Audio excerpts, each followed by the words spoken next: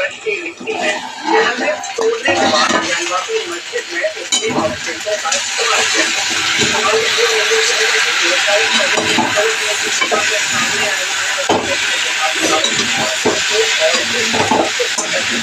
गिरफ्तारी के मुताबिक ज्ञानवापी मस्जिद आमतौर पर किसी मंदिर का दरवाजा से अंदर एक पत्थर पर लिखा था कि मस्जिद का निर्माण मुगल शासक और काल में यानी साल 1676 से 1677 के बीच हुआ। पत्थर पर यह भी खुला था कि की मरम्मत साल 1792-93 के बीच हुई थी। हालांकि अब इस पत्थर से मस्जिद निर्माण की तारीख और दूसरी चीजें खुरद कर मिटा दी गई थी। खैर ये तो हुई बात औरंगजेब के आक्रमण और मंदिर के विध्वंस की। अब सवाल ये भी आता है कि मंदिर कब बना। औरंगजेब के बाद मुगलों की शक्तियां धीरे धीरे और लगातार कमजोर होते जाने पर मराठा शक्ति का उदय हुआ। इसी के साथ शुरू हुई काशी विश्वनाथ के फिर से बनने की कोशिश। रीवा और मेवाड़ के महाराज के साथ ही साथ नाना फडणवीस ने भी इस दिशा में कई कोशिशें की, लेकिन आखिरकार मंदिर बनवाने का यश हासिल हुआ इंदौर की महारानी अहिल्याबाई होलकर। प्रखर राष्ट्रवादी और धर्मपरायण महारानी अहिल्याबाई ने ज्ञानवापी क्षेत्र में जमीन खरीदी और अवध के नवाब से मंदिर निर्माण की अनुमति दी। साल 1777 में जन्माष्टमी के दिन विश्वनाथ मंदिर की पुनर्स्थापना।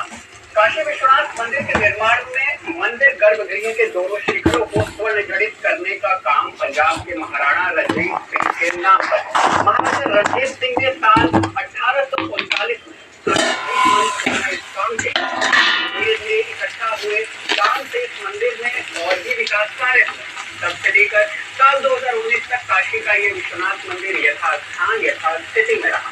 लेकिन साल 2014 में नरेंद्र मोदी के वाराणसी से सांसद और देश के प्रधानमंत्री बनने के बाद वाजपेयी का यह विश्वनाथ मंदिर और भव्य हो गया।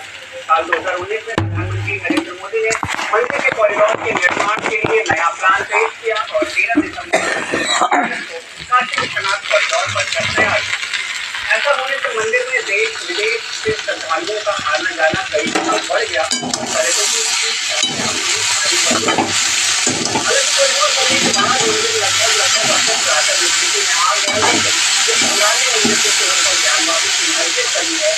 की इतिहास के पन्नों में दर्ज है उसको लेकर जिसके पीछे की ये कहानी है साल 1984 में विश्व हिंदू परिषद द्वारा दिल्ली में प्रथम धर्म संसद का आयोजन, जिसमें और ऐतिहासिक महत्व रखने वाले धार्मिक स्थल काशी, मथुरा और अयोध्या में हुए मुगलों के अत्याचार की भरपाई को कई मामले अदालत में चल रहे हैं। इसी के तहत अयोध्या राम जन्मभूमि के बाद ज्ञानवापी परिसर का सर्वेक्षण हुआ। कई निशानियां साफ तौर पर नजर आ रही। इन सारे मुद्दों पर आपकी क्या राय है और ये जानकारी आपको कैसी लगी हमें कमेंट करके जरूर बताएं और ऐसे ही वीडियो पाने के लिए सब्सक्राइब करें।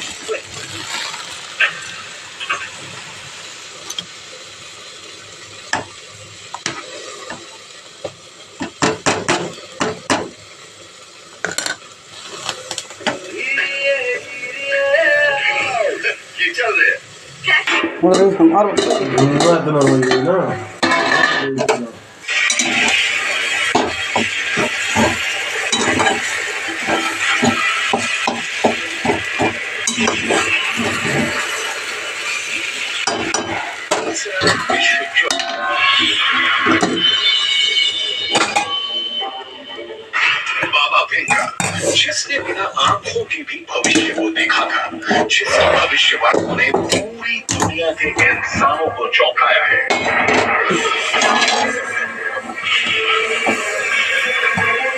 और जिसके साल 2000 पूरे रंग का हो जाएगा, उसकी रोशनी धरती पर पहुंच ही नहीं पाएगी। यानी दुनिया के दो सबसे बड़े भविष्यवक्ता एक ही बात कह रहे हैं कि दुनिया में अंधेरा छा जाएगा, लेकिन नास्ट्रेडामस ने और ज्यादा साफ संकेत दिया है कि ये अंधेरा इसलिए छा जाएगा क्योंकि 70 एटम बम पूरी दुनिया में फटेंगे।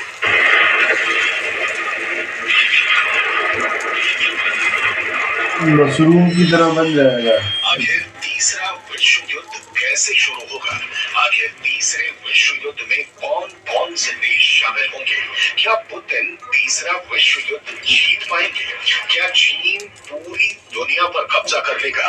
क्या स्पेन के 3 टुकड़े हो जाएंगे? क्या ईरान परमाणु बम बना लेगा? क्या इजराइल पर परमाणु हमला होगा? क्या पुतिन की ताकत से यूरोप पर इस्लामी देशों का अधिकार हो जाएगा? क्या अमेरिका की महान शक्ति में हमास और इजराइल के बीच जो ये महाजंग हो रही है, जो ये महायुद्ध हो रहा है, उसका संकेत आज से सैकड़ों साल पहले ही कर दिया था। अब सवाल इस बीच ये उठता है कि आखिर नोस्ट्रेडमस की इस पहेली का मतलब क्या है, जो एक एक शब्द में यहाँ पर दिखाई दे रहा है। देखिए, सबसे पहले जब आकाश में मंगल अस्त होगा, ध्यान से सुनिए, जब आकाश में मंगल अस्त होगा तब भयंकर युद्ध होगा।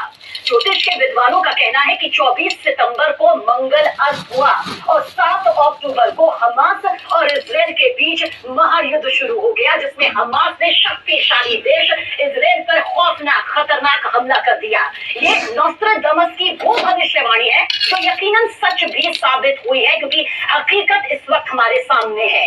लेकिन इसी भविष्यवाणी की आखिरी लाइन, आखिरी पंक्ति भी आप देखिए, उन लोगों का तेज राजा के हाथों में नहीं गिरेगा। राजा हमें इस बात का ये संकेत नोस्ट्रेडमस की भविष्यवाणी देती है कि युद्ध में